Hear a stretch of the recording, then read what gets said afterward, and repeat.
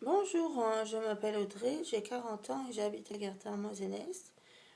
Et je vais continuer la lecture du livre de Guillaume Musso de titre 7 ans après.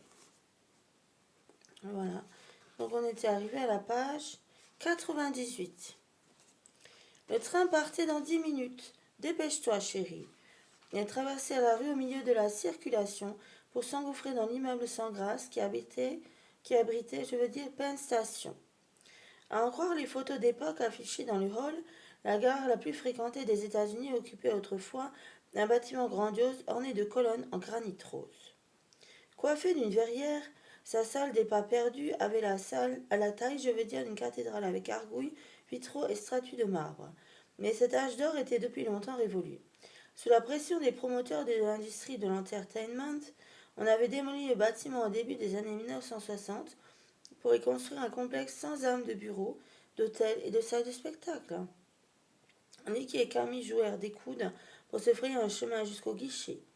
Un aller simple pour East Hampton, s'il vous plaît.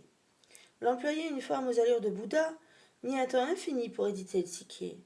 La gare bourdonnait, point névralgique du corridor reliant Washington à Boston. Penn Station desservait aussi de nombreuses gares du New Jersey et de Long Island. 24 $. Le train part dans 6 minutes. Nicky récupéra sa monnaie et prit Camille par la main pour l'entraîner au sous-sol où se trouvaient les voies ferrées. Dans les escaliers, les gens se bousculaient, promiscuité étouffante, cris d'enfants, épaules qui s'entrechoquent, coups de valise dans les genoux, odeur de transpiration. Quai numéro 12, c'est par là. Nicky tirait sa fille par la main.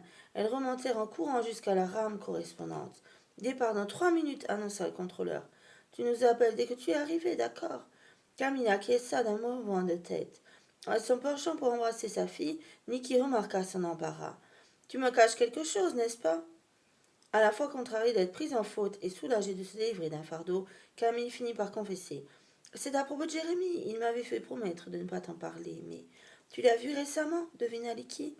Oui, il est venu me chercher samedi à midi, à la sortie de mon cours de tennis. Samedi, il y a 3 jours. Il semblait très inquiet, continua Camille. Très pressé aussi, il avait des ennuis, c'était évident. Il t'a expliqué lesquels, hein? Il m'a juste dit qu'il avait besoin d'argent. Tu lui en as donné? Comme je n'avais pas grand-chose sur moi, il m'a accompagné à la maison. Ton père n'était pas là? Non, il déjeunait au restaurant avec Natalia. Le train allait fermer ses portes. Les derniers voyageurs couraient pour monter dans les wagons. Pressé par sa mère, Camille poursuivit. J'ai donné à Jérémie les 200 $ que j'avais dans ma chambre, mais comme ça ne lui suffisait pas, il a voulu ouvrir le coffre-fort de papa. Tu connais le code? Facile, c'est notre date de naissance. Un signal sonore annonça le départ imminent. Il y avait 5000 $ en liquide, précisa la jeune fille, en sautant dans la rame. Jérémie m'a promis qu'il les remettrait avant que papa ne s'en aperçoive. Resté sur le quai, Nicky affichait un visage livide qui inquiéta Camille. Tu crois qu'il lui est arrivé quelque chose, maman? Les portes se refermèrent sur sa question. Chapitre 14.